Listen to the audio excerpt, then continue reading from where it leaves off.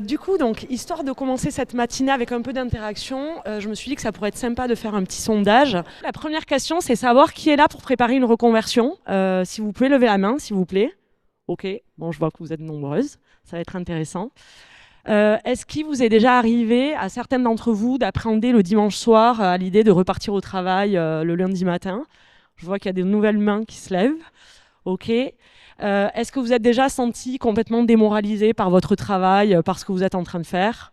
Ok. Et enfin, est-ce que vous êtes déjà senti incompétente au point de penser que vous ne valez rien dans le milieu du travail? Ok, super.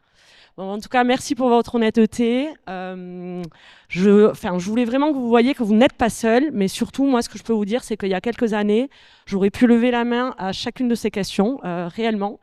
Pour vous parler un petit peu de mon parcours, j'étais la caricature de l'élève qui s'intéressait à peu près à tout, avec globalement des bonnes notes, mais franchement passionnée par rien. Donc, à la question, qu'est-ce que tu veux faire plus tard comme métier? J'ai réellement jamais su répondre. Ça a été très compliqué pour moi. Donc, la thématique de la reconversion et de l'orientation est une thématique qui me tient particulièrement à cœur. J'ai commencé en tant que commercial. J'ai littéralement détesté mon boulot. Je partais en pleurant au travail. Je rentrais en pleurant avec vraiment l'impression de ne rien valoir. Si bien qu'à 25 ans, j'ai fait le choix qui me paraissait très audacieux à l'époque et qui pourtant est globalement assez commun, de la reconversion. Donc j'ai repris mes études, j'ai repris un master en management et j'ai eu beaucoup de chance à la suite de ce master, à savoir que j'ai eu un poste de responsable de service avec une dominante managériale. Et j'ai découvert l'épanouissement au travail. Donc le contraste était assez impressionnant. Si on prend les 3 années d'avant où vraiment j'étais ce qu'on peut appeler au fond en termes de morale. Et 3 ans plus tard, je me retrouve dans une situation où j'adore aller travailler, j'adore mon boulot, je me sens reconnue pour ce que je fais. Et là, il y a une question qui est venue m'obséder et qui est vraiment venue ancrer quelque chose dans ma carrière managériale. C'est vraiment comment un individu peut passer d'un état de motivation totale à un état de démotivation, voire de procrastination. Et pour ça, j'ai fait partie des gens qui ont tout testé. Donc, je ne sais pas s'il y en a dans cette assemblée. Mais donc, j'ai fait 2 bilans de compétences alors que je travaillais et que j'adorais mon boulot. MBTI, DISC, de la numérologie, de l'astrologie. J'ai même été jusqu'à appeler une médium. Je suppose que ça a dû arriver à certaines d'entre vous, qui m'a dit littéralement n'importe quoi. Donc, voilà. Et donc, quelques centaines, voire milliers d'euros plus tard, j'ai quand même, malgré tout, j'en suis arrivée à une conclusion que je vais essayer de vous partager au cours de cette conférence, c'est que plus on se connaît, plus on connaît ses compétences innées, plus on a de chances d'être épanoui au travail. Et c'est vraiment ce que je vais venir étayer au cours de cette conférence. Déjà, le principe fondamental, c'est qu'on a 2 types de compétences en nous. On a les compétences acquises, celles qu'on va acquérir à l'école, dans nos formations, au travail également, avec notre expérience professionnelle. Et ça, c'est les compétences qu'on fait, on va venir acquérir, qu'on va venir aussi répéter, et pour certaines, complètement intuitivement, sans forcément y réfléchir. Je vais vous donner un exemple. Je suppose qu'il y en a certaines qui sont venues en voiture ce matin. Vous avez conduit d'un point A à un point B. Vous ne vous êtes pas posé la question de savoir comment vous passiez la première, si vous deviez vous arrêter à un feu rouge ou quoi. C'est bien des compétences que vous avez acquises et que vous répétez dans votre zone de confort. En parallèle, on est toutes dotées de compétences innées. Les compétences innées, c'est ces compétences naturelles qui émanent un peu de notre génétique, de notre environnement précoce. Et là, en général, l'exemple que j'aime bien donner, c'est pour celles qui sont mamans et qui ont 2 enfants, qui sont sensiblement éduquées, on va dire, dans le même environnement. On a un enfant hyper dynamique, hyper autonome, qui s'entend avec toute son équipe de sport, et l'autre enfant qui est plutôt réservé, très analytique, qui retient tout, qui va tout calculer. Et là, on voit bien que dès la petite enfance, en fait, on a ces compétences en nous qui ne demandent qu'à s'exprimer. Et en fait, ces compétences-là, on les sous-estime parfois, et pourtant, c'est vraiment un levier stratégique dans notre carrière. Si je vais plus loin, il y a beaucoup de recherches en neurosciences qui essaient d'expliquer ça. Et il y a notamment celle de Maurice Legrand, qui est un chercheur qui, pour le compte de l'INSERM, est venu mettre en lumière les mécanismes de l'action, et notamment au travail. En gros, quand au travail, on est soumis à un événement extérieur, il y a des parties de notre cerveau, on va dire, qui vont s'allumer, on va dire. Donc, quand on est dans la zone des automatismes, c'est la zone orange qu'on voit là sur le schéma. En fait, c'est vraiment le siège des compétences innées, des compétences acquises, pardon. Celles qu'on a vues tout à l'heure, qu'on apprend à l'école, qu'on apprend dans son milieu professionnel. Vous rentrez dans une nouvelle entreprise, on vous explique qu'il faut faire comme ça. Ben voilà, vous faites comme ça, vous reproduisez les schémas. Et ça, en fait, globalement, c'est une zone de confort. On va être entre 40 et 70% de son fonctionnement optimal quand on utilise cette zone de confort. A contrario, il peut y avoir la zone de survie. Là, c'est vraiment la partie, on va dire, reptilienne de notre cerveau qui vient s'animer. Et ça, c'est une zone de démotivation. C'est la zone dans laquelle, pour certaines, vous avez dû la connaître puisque vous avez levé la main, c'est celle qui fait qu'on peut être démoralisé à l'idée d'aller au travail, qu'on perd du sens, qu'on peut se sentir en fuite, en procrastination. Des fois, je pense que pour celles qui se sont senties mal au travail, on sait ce que ça fait de mettre 3 heures à envoyer un mail et d'avoir l'impression d'avoir passé une journée de dingue, d'être crevé à la fin de la journée. Et en fait, là, c'est vraiment, on va dire, une zone où on est en dessous de 40% de notre plein potentiel. C'est une zone qui peut s'avérer même dangereuse puisque c'est la zone du burn-out. Okay ? Et enfin, à contrario, si on regarde le schéma toujours, il y a cette zone verte qui est la zone de plein potentiel. C'est la zone du néocortex, c'est vraiment la zone de notre cerveau qui nous permet de nous adapter avec pertinence. Quand on est soumis à une situation nouvelle, en fait, on aime bien aller vers cette évolution. Et c'est en fait le siège des compétences innées. D'où la clé et d'où ce que je vous ai expliqué tout à l'heure. Plus on va combiner ces compétences acquises avec ces compétences innées, plus on a de chances d'aller vers son plein potentiel, c'est-à-dire au-delà de 70% de son potentiel réel dans sa zone de confort. Et là, on va se rendre compte d'autre chose de très intéressant, c'est que ce n'est pas forcément le métier qui compte, et je vais y venir par la suite, mais c'est bien l'environnement de travail qui va primer. Pourquoi ? Parce que vous pouvez faire le même métier, d'un endroit à l'autre, et pour autant, dans ce même métier, l'environnement peut ou pas vous permettre d'exprimer vos compétences innées. Okay ? Et donc, si on privilégie cette notion d'environnement, là aussi, beaucoup de recherches viennent étayer ce que je suis en train de vous dire, mais on se rend compte que ça a des conséquences, que cet environnement, qu'il soit adapté ou pas, va avoir des conséquences sur le plan physiologique, émotionnel et cognitif. Quand l'environnement est aligné, la personne en général fait preuve de motivation, elle est en général source de propositions, on va la sentir créative, elle va se sentir en sécurité, elle va prendre du plaisir à aller travailler et surtout, elle va consommer moins d'énergie. Ce qui fait que dans un environnement aligné, quand vous venez exprimer vos compétences innées, vous pouvez avoir passé une journée durant laquelle vous avez fait plein de choses, mais pour autant, à la fin de la journée, il vous reste de l'énergie. A contrario, dans un environnement désaligné, on va observer des attitudes en général de rejet, de peur, de combat. En général, c'est la collègue qui réfute toute nouvelle idée. Voilà, mais on a potentiellement tous été dans ce cas de figure. On observe beaucoup de fatigue également. Pourquoi ? Parce qu'en fait, le taux de glucose dans un environnement inadapté, le taux de glucose journalier va être grignoté beaucoup plus vite. Donc en fait, on se rend compte qu'au-delà du métier, la notion d'environnement est vraiment clé et je vous invite, notamment pour celles qui sont en reconversion ou en tout cas qui désirent faire évoluer leur carrière, de poser réellement un regard là-dessus. Pour étayer mes propos, je vais prendre l'exemple du métier d'avocat qui en général est très parlant. Je vais mettre en parallèle Martine. Martine, c'est une avocate qui adore plaider, elle adore défendre ses idées oralement, elle adore aller taquiner un petit peu l'avocat de la partie adverse, elle aime improviser, voilà. Là, c'est Martine qui est avocate pénaliste, ok ? Et en parallèle, on a Julie. Julie, c'est quelqu'un qui a un esprit plutôt bureaucratique. Elle est réservée. Elle, ce qu'elle aime, c'est l'analyse de dossiers complexes. Elle aime beaucoup le conseil et ça tombe bien. Elle est avocate dans une entreprise, avocate conseil dans une entreprise.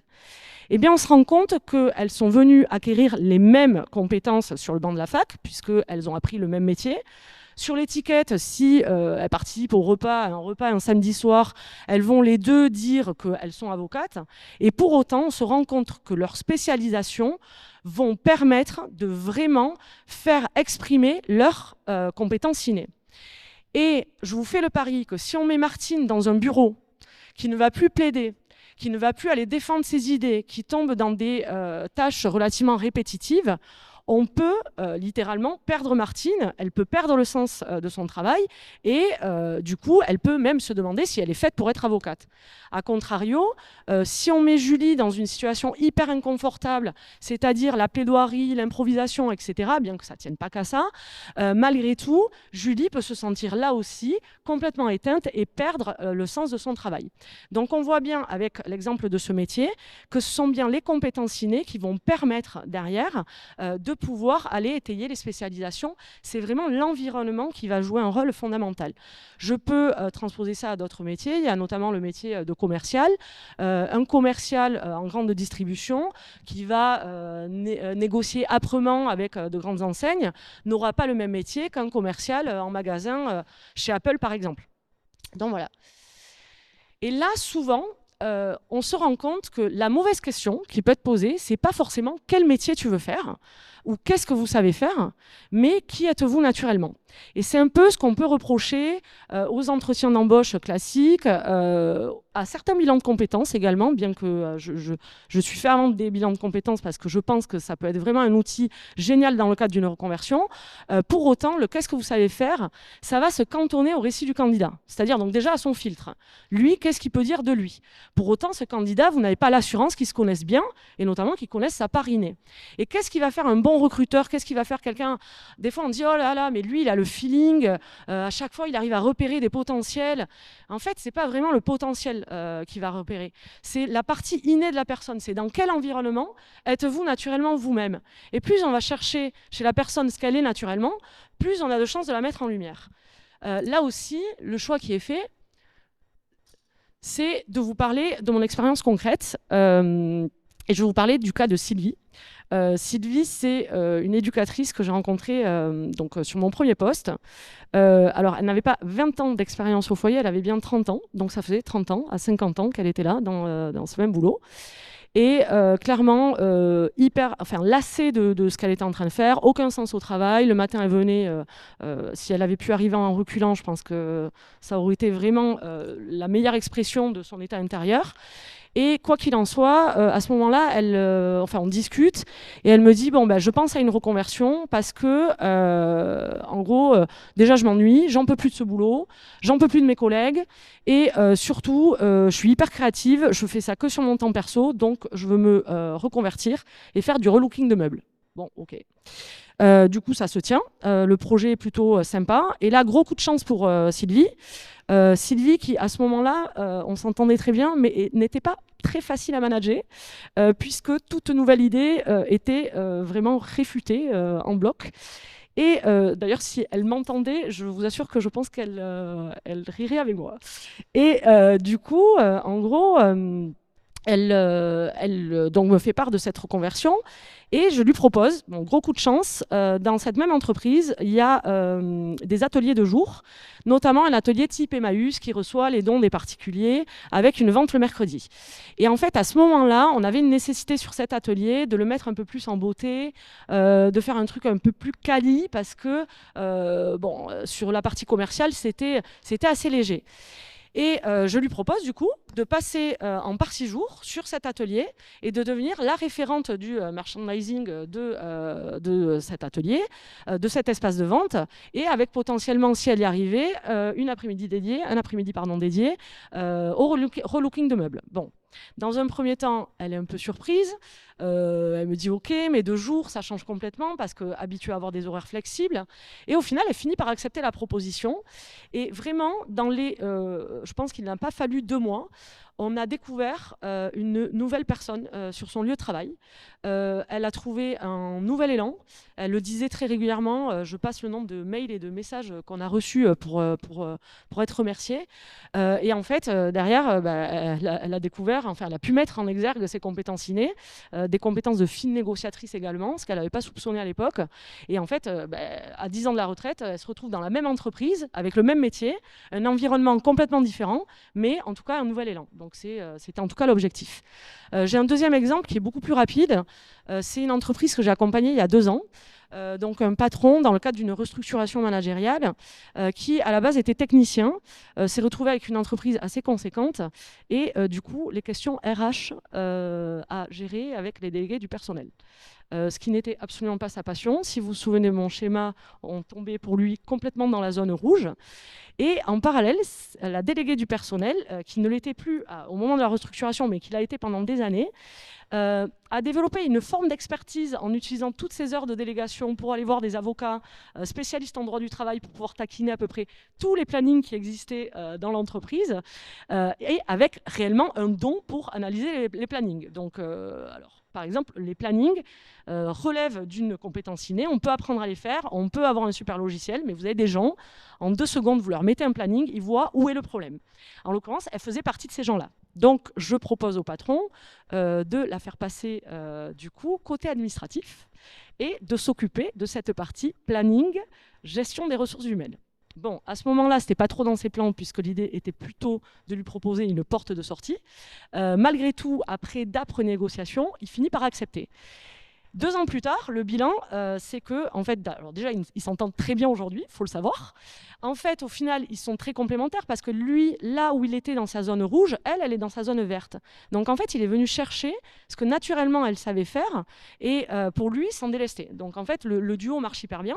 Et là encore, pour faire le lien avec les compétences innées, on se rend compte qu'en exploitant les compétences innées d'une personne, on peut également, nous, en tant que manager, complètement changer le regard qu'on porte sur elle. Et ça, c'est extrêmement important. Alors, comment faire, en fait, vous qui êtes soit en reconversion, soit là pour vous poser des questions sur votre carrière, comment faire, en fait, pour aborder tout ça? Aujourd'hui, ce qu'on peut reprocher un petit peu aux approches classiques, c'est qu'elles sont trop scindées. D'un côté, on va avoir des bilans de compétences qui vont, en fait, parler des compétences professionnelles, donc du récit du candidat, comme je le disais tout à l'heure, un petit peu l'étalage du CV, bien que ce soit très important et très intéressant, bien évidemment. Et en parallèle, on a d'autres techniques qui nous permettent d'aller voir les compétences innées. On a des techniques connues comme le MBTI, le DISC.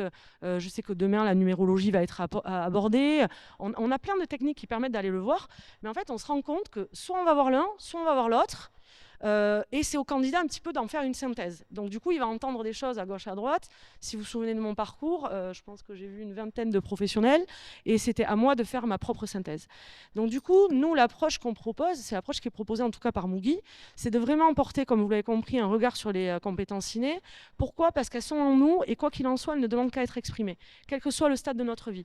Donc du coup, l'idée, c'est de vraiment porter un regard sur les motivations intrinsèques de la personne, son potentiel bien évidemment, mais aussi ses limites. Et ça, c'est hyper important, on n'en parle pas suffisamment, mais là aussi, j'ai un exemple très concret. On a souvent des gens, ça va peut-être vous parler, qui sont globalement assez autonomes dans leur fonctionnement, qui n'aiment pas qu'on leur dicte comment fonctionner, qui ont besoin de s'approprier leur propre process de travail. Et en fait, derrière, ces gens-là, ils se retrouvent un jour avec un manager assez présent, assez, on va dire, intrusif dans la méthode de travail. Et du coup, ces gens-là vous disent « je veux me mettre à mon compte ». Alors ça, c'est assez classique, on l'a vu en post-Covid, c'est vraiment la situation classique. Sauf que ce qu'on peut aller explorer avant de se mettre à son compte, c'est qu'on a des gens qui peuvent être, par exemple, complètement insécurisés par l'aspect financier. Donc du coup, se mettre à son compte, ça vient quand même les titiller un petit peu là-dessus. On peut avoir des gens qui, en fait, n'ont pas vraiment de capacité de gestion d'entreprise à proprement parler, ou encore qui n'ont aucune capacité commerciale, donc qui ont beaucoup de difficultés à aller chercher un client. Et là, en fait, ces gens-là, ça arrive très régulièrement, donc c'est pour ça que je donne cet exemple-là, ces gens-là, ils ne sont pas forcément faits pour être chefs d'entreprise, ils ont parfois confondu autonomie et entrepreneuriat. Pour autant, dans une entreprise, on leur aurait laissé l'espace de travail, l'espace de réflexion pour pouvoir mener à bien, eux, leurs projets. Du coup, derrière, ça aurait permis, si vous voulez, d'éviter ce que certains peuvent vivre comme un échec. Okay ? L'approche complète, elle vient bien évidemment explorer la partie professionnelle, comme je disais, donc vraiment son expérience acquise sur le plan pro. Et des fois, ce qu'on sous-estime un peu trop, c'est aussi l'expérience personnelle. On a des présidents d'associations qui ont développé des compétences de gestion d'entreprise. On a des pâtissières le dimanche qui ont développé une vraie expertise. On a les mères au foyer. Alors moi, quelque chose qui me fait vraiment bondir, c'est quand j'entends des recruteurs me dire ah oui, non, mais elle n'a pas bossé depuis 10 ans. Oui, alors elle est mère au foyer depuis 10 ans. Elle a géré 4 enfants. Donc oui, elle a développé de vraies compétences. C'est une gestionnaire de projet. Donc voilà, je pense que ça doit parler à certaines. En tout cas, ce que j'espère vous avoir fait comprendre aujourd'hui, c'est que se cantonner à votre expérience professionnelle et au récit de votre expérience professionnelle, c'est parfois trop limitant. Et je vous invite vraiment à aller faire le point sur vos compétences innées pour voir quelles sont vos motivations profondes, quelles sont vos compétences profondes. Et c'est vraiment là, en fait, que vous allez mettre en œuvre un schéma complet qui va permettre de faciliter, en tout cas, la réussite de votre projet de reconversion, votre projet de développement. Et de la même manière, j'espère vous avoir également convaincu que la question du métier, bien qu'elle soit pertinente bien évidemment, n'est pas forcément la question essentielle.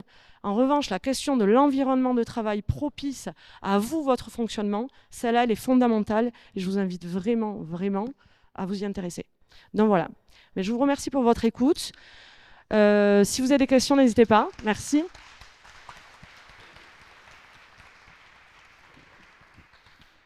Merci beaucoup. On a des questions, peut-être? C'est toujours difficile, la première question. Hein. S'il y en a qui l'ont, là, il faut pas hésiter. Hein. Je viens vous voir, je viens jusqu'à vous. Super.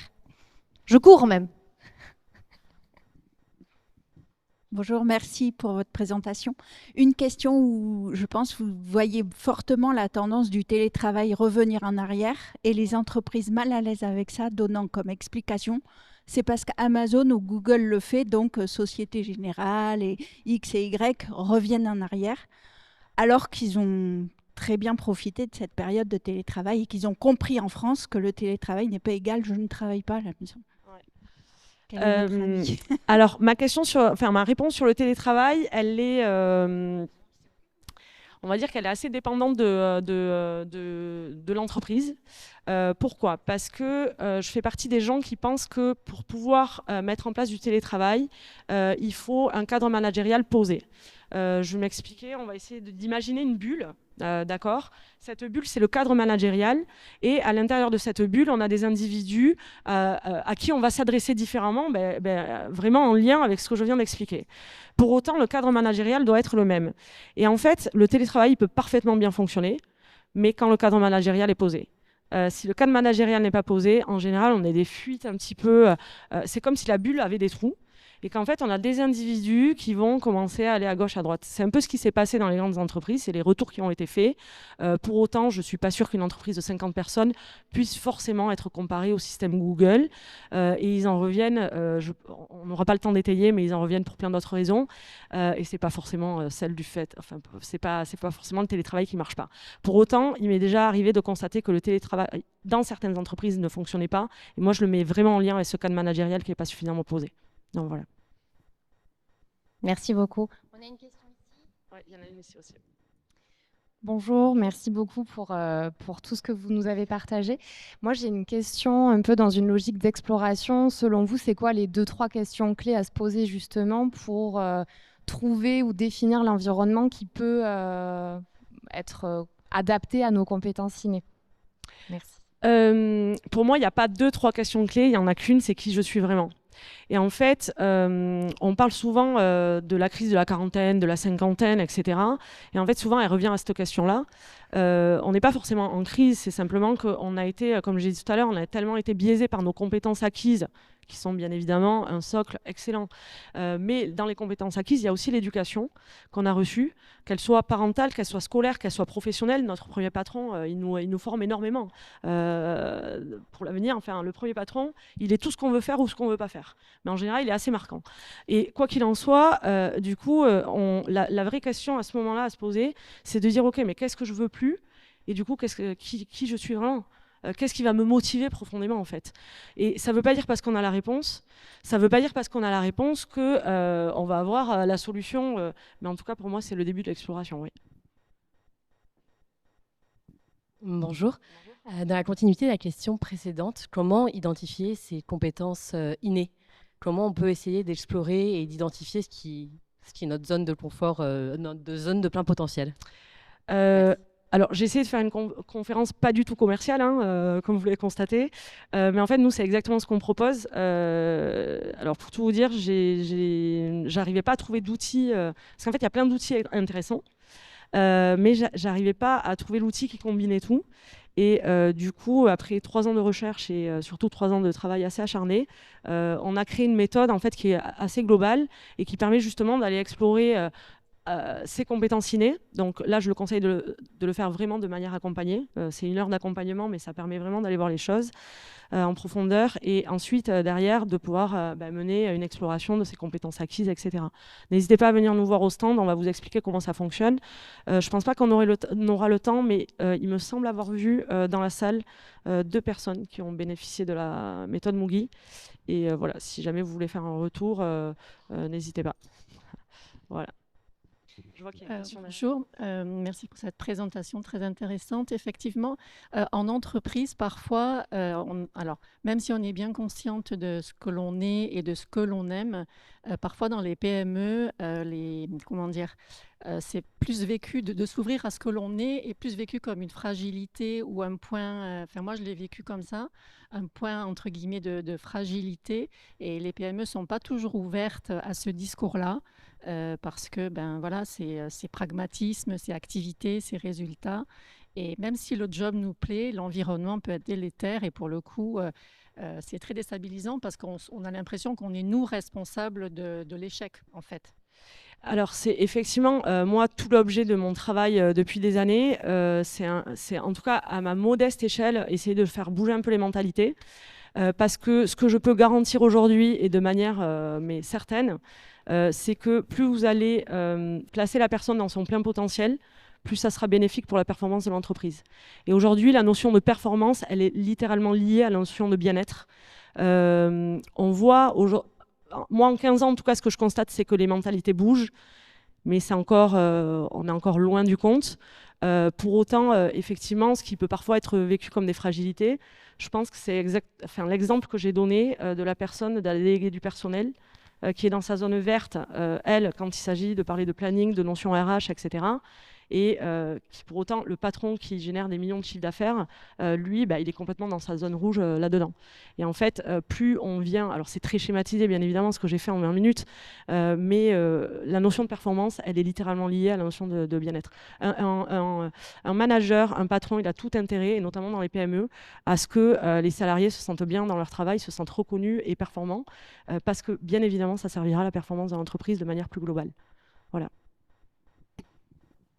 Est-ce qu'on a d'autres questions? Je pense qu'on arrive au terme du temps réglementaire. N'est-ce pas, Thomas? 3 minutes? Oh, tout ce temps. Pas de questions? Bon, ok. Du coup, s'il reste 3 minutes, je peux apporter un complément d'information à ça. Il faut savoir, alors ça, j'arrive pas à le démontrer encore bien scientifiquement, mais c'est quand même un constat qui avait été fait par un chercheur avec qui j'avais beaucoup échangé et que je fais moi-même. C'est que, en général, ce qu'on est, c'est-à-dire que, par exemple, si on est épanoui, on le véhicule. Si on se sent performant, on le véhicule. Et du coup, on inspire les autres. De la même manière, un salarié qui se sent en sous-performance, qui ne se sent pas bien au travail, il le véhicule également. Et ça, je pense que là, vous pouvez toutes faire appel à votre mémoire. On a toutes vécu un service ou une situation de travail où on a la collègue qui arrive, qui est un peu de mauvais poil parce qu'elle ne se sent pas reconnue dans ses compétences, etc. Parce que la finalité, souvent, c'est ça. Et en gros, ça crée un peu une mauvaise ambiance. Donc, pas forcément la première semaine, mais au bout de 2 mois, ça commence à peser. A contrario, vous modifiez certains éléments dans une entreprise, notamment ce fameux cadre managérial que vous venez poser, et à l'intérieur vous venez faire du management à la personnalité, mais j'insiste, une fois que le cadre managérial est posé, en fait vous pouvez vraiment assister à un changement de mécanisme, on va dire d'environnement, de bonne ambiance, etc., et qui tiennent à des détails. Et souvent on pense que ça coûte beaucoup d'argent, et au final pas tant que ça. Parce qu'on est vraiment, que ce soit dans l'entreprise comme dans notre cercle privé, avec des interactions humaines, et c'est bien le centre de tout. Donc du coup, et je le dis pas du tout de manière utopique. Je suis la première, quand j'accompagne des patrons, à rechercher la performance, bien évidemment, puisque c'est ce pourquoi on me paye. Puisque je ne vous l'ai pas dit, mais je suis consultante en organisation et en management par ailleurs, auprès des entreprises. Donc du coup, bien évidemment, c'est pour la performance qu'on vient me chercher, mais vraiment, moi, mon cheval de bataille, c'est de prouver que la performance peut vraiment être liée avec le bien-être des salariés. Donc voilà.